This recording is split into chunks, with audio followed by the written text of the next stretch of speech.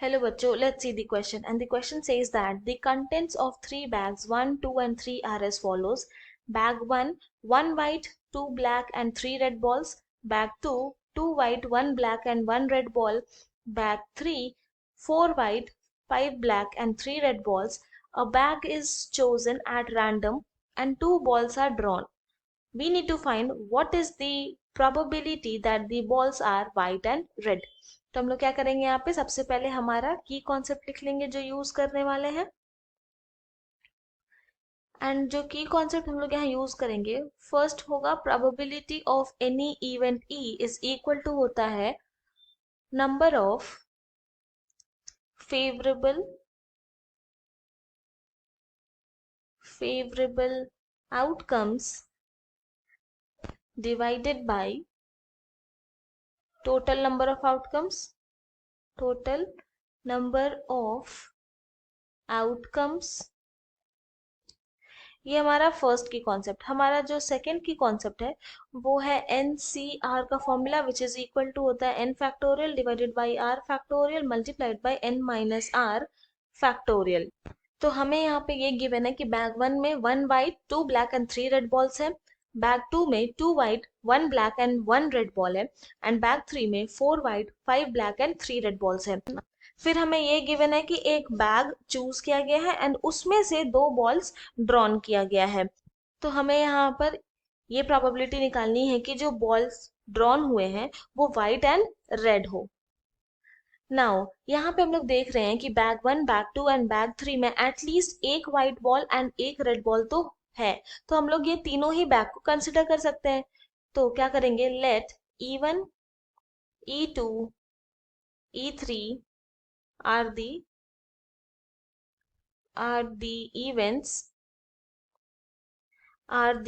events that bag 1 bag 2 bag 3 selected respectively and A be the event that a white and a red ball are drawn. Now अब हम लोग सबसे पहले find out करेंगे कि probability क्या होगा कि बैग 1 हम लोग सिलेक्ट कर रहे हैं। तो अपना फर्स्ट की कॉन्सेप्ट लगाएंगे। तो प्रोबेबिलिटी ऑफ सिलेक्टिंग बैग 1 यानी कि probability of E1 is equal to क्या हो जाएगा 1/3 क्योंकि बैग 1 तो एक ही है पर टोटल नंबर ऑफ बैग्स कितना है 3। नाउ अब हम लोग यहाँ पे फाइंड आउट करेंगे number of ways of selecting a white and a red ball from bag 1। इसका क्या मतलब हो गया कि n of a given E1 हम लोग फाइंड आउट कर रहे हैं। तो दिस इज इक्वल टू क्या है यहाँ पे। तो बैग 1 में हम लोग देख रहे हैं कितने व्हाइट बॉल है, एक व्हाइट बॉल है एंड 3 रेड बॉल है। तो एक व्हाइट बॉल में से हम लोग को एक व्हाइट बॉल चूज करना है मल्टीप्लाइड बाई 3 रेड बॉल में से एक रेड बॉल चूज करना है। क्योंकि यहाँ पे ऑर्डर मैटर नहीं कर इसलिए कॉम्बिनेशन यूज कर रहे हैं ना। अब हम लोग यहाँ पे फाइंड आउट करेंगे number of ways of selecting two balls from bag 1। तो ये क्या हो जाएगा, ये होगा इक्वल टू बैग 1 में टोटल कितने बॉल्स है, तो टोटल 6 बॉल्स है। 6 बॉल्स में से हम लोग 2 बॉल सिलेक्ट कर रहे हैं। तो यहाँ पर इसकी प्रोबेबिलिटी क्या हो जाएगी, probability of A given E1 यानी कि probability of selecting a white ball and a red ball from bag 1 is equal to आ जाएगा फर्स्ट की कॉन्सेप्ट से 1C1 multiplied by 3C1 divided by 6C2। Now अब नेक्स्ट हम लोग find out करेंगे प्रोबेबिलिटी ऑफ सिलेक्टिंग बैग 2 यानी कि प्रोबेबिलिटी ऑफ E2। तो this is equal to 1/3 again, क्यों? क्योंकि बैग 2 जो है वो एक ही है and total number of bags 3 है, इसीलिए। नाउ नेक्स्ट अब हम लोग यहाँ पे फाइंड आउट करेंगे number of ways of selecting one white and one red ball from bag 2। तो ये क्या हो जाएगा? ये होगा यहाँ पर n of a given E2। तो दिस इज इक्वल टू, अब हम लोग यहाँ पे क्या देख रहे हैं कि बैग 2 में 2 व्हाइट बॉल है एंड 1 रेड बॉल है। तो 2 व्हाइट बॉल में से एक व्हाइट बॉल चाहिए हम लोग को, इसलिए 2C1 मल्टीप्लाइड बाई एक रेड बॉल से 1 रेड बॉल ही सिलेक्ट कर रहे हैं। एंड अब हम लोग यहाँ पे फाइंड आउट करेंगे number of ways of selecting two balls from bag 2। तो यहाँ पे देख रहे हैं कि बैग 2 में टोटल 4 बॉल्स है एंड 4 बॉल से 2 बॉल्स को सिलेक्ट कर रहे हैं, चूज कर रहे हैं।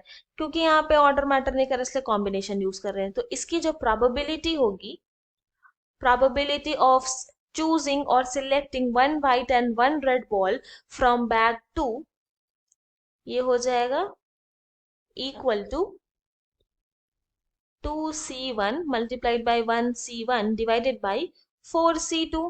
नाउ नेक्स्ट अब हम लोग यहाँ पे फाइंड आउट करेंगे प्रोबेबिलिटी ऑफ सिलेक्टिंग बैग 3 यानी कि प्रोबेबिलिटी ऑफ E3। तो this is equal to 1/3 again. क्यों यहाँ पे ऐसा 1/3 लिखे? क्योंकि बैग 3 जो है वो एक ही है and total number of bags 3 है। क्योंकि हम लोग बैग 3 सिलेक्ट कर रहे हैं, इसीलिए 1 न्यूमरेटर में आ गया and 3 total number of bags है, तो डिनोमिनेटर में यहाँ फर्स्ट की कॉन्सेप्ट यूज किया अपना। फिर नेक्स्ट अब हम लोग यहाँ पे फाइंड आउट करेंगे number of ways of selecting one white and one red ball from bag 3। तो ये क्या हो जाएगा? ये होगा n of a given E3। तो दिस इज इक्वल टू, यहाँ पे क्या देख रहे हैं कि बैग 3 में हमारे पास 4 व्हाइट बॉल है एंड 3 रेड बॉल है। तो 4 व्हाइट बॉल में से एक व्हाइट बॉल चूज करना है एंड 3 रेड बॉल में से एक रेड बॉल चूज करना है। नेक्स्ट अब हम लोग यहाँ पे फाइंड आउट करेंगे number of ways of selecting 2 balls from bag 3। तो ये क्या हो जाएगा? This is equal to, bag 3 में टोटल नंबर ऑफ बॉल्स कितने हैं? तो टोटल नंबर ऑफ बॉल्स है यहाँ पे 12। तो 12 बॉल में से हम लोग 2 बॉल सिलेक्ट कर रहे हैं। तो इसकी प्रोबेबिलिटी क्या हो जाएगी? Probability of selecting 1 white and 1 red ball from bag 3 हो जाएगा यहाँ पे probability of A given E3। तो दिस इज इक्वल टू, ये हो जाएगा 4C1 multiplied by 3C1 divided by 12C2। तो probability that balls drawn are white and red यानी कि probability of A is equal to हो जाएगा probability of E1 multiplied by probability of A given E1 plus probability of E2 multiplied by probability of A given E2 plus probability of E3 multiplied by probability of A given E3। तो this is equal to probability of E1 1/3 multiplied by probability of A given E1, यहाँ पर आ गया था हमारे पास क्या 1C1 multiplied by 3C1 divided by denominator में आएगा 6C2 then plus probability of E2 था 1/3 multiplied by probability of A given E2 आया है यहाँ पे हमारे पास 2C1 multiplied by 1C1 divided by 4C2 plus probability of E3 है 1/3 multiplied by probability of A given E3 आ गया C1 multiplied by 3C1 divided by 12C2। तो यहाँ पे देख रहे हैं कि तीनों ही टर्म में 1/3 है, उसको कॉमन लेकर आ सकते हैं। तो 1/3 जब कॉमन आया तो हमारे पास क्या आ जाएगा यहाँ पे, 1C1 multiplied by 3C1 divided by 6C2 plus 2C1 multiplied by 1C1 divided by 4C2 plus 4C1 multiplied by 3C1 divided by 12C2। Now अब हम लोग यूज करेंगे हमारा सेकेंड की कॉन्सेप्ट। तो दिस इज इक्वल टू हो जाएगा 1/3 multiplied by 1C1 तो 1 ही होता है, मल्टीप्लाइड बाई 3C1 3 हो जाएगा, डिवाइडेड बाई 6C2 को हम लोग अपने सेकेंड की कॉन्सेप्ट से लिख सकते हैं 6 factorial divided by 2 factorial multiplied by 6 minus 2 होता है 4 फैक्टोरियल, देन प्लस 2C1 यहाँ पे 2 हो जाएगा, multiplied by 1C1 1 divided by 4C2 second की कॉन्सेप्ट से लिख सकते हैं 4 factorial divided by 2 factorial multiplied by 4 minus 2 2 factorial, then plus 4C1 4 होगा, मल्टीप्लाइड बाई 3C1 3 होगा, डिवाइडेड बाई 12C2 को हम लोग लिख सकते हैं सेकेंड की कॉन्सेप्ट से 12 factorial divided by 2 factorial multiplied by 12 minus 2 10 factorial. Now फिर this is equal to 1/3 multiplied by, यहाँ पे क्या आ जाएगा 3 डिवाइडेड बाई, यहाँ पे 6 फैक्टोरियल को हम लोग लिख सकते हैं 6 multiplied by 5 factorial multiplied by 4 factorial divided by 2 factorial 2 होता है, multiplied by 4 factorial plus second term में आ जाएगा 2 डिवाइडेड बाई 4 फैक्टोरियल को लिखेंगे 4 multiplied by 3 multiplied by 2 factorial divided by 2 factorial 2 होता है, multiplied by 2 factorial, then plus third term हो जाएगा यहाँ पे 12 डिवाइडेड बाई 12 फैक्टोरियल को लिखेंगे 12 multiplied by 11 multiplied by 10 factorial divided by 2 factorial 2 होता है, मल्टीप्लाइड बाई 10 फैक्टोरियल। तो यहाँ पे क्या देख रहे हैं 4 factorial cancel, 2 factorial cancel, 10 factorial cancel, फिर यहाँ पे 12 भी कैंसिल हो जाएगा। नाउ ये 3 1 टाइम्स, यहाँ पर आ जाएगा 2 टाइम्स, फिर ये 2 से यहाँ पे 2 कैंसिल हो जाएगा, फिर यहाँ पे देख रहे हैं 2 1 टाइम्स, ये हो जाएगा 2 टाइम्स, फिर ये जो 2 है यहाँ पे 2 के साथ कैंसिल हो जाएगा। तो नाउ इसको हम लोग लिख सकते हैं equal to 1/3 multiplied by 1/5 then plus 1/3 then plus 2/11, and फिर जब इसको सॉल्व करेंगे तो ये हो जाएगा इक्वल टू 118 डिवाइडेड बाई 495, और यही हमारा रिक्वायर्ड प्रोबेबिलिटी है। तो हेंस द रिक्वायर्ड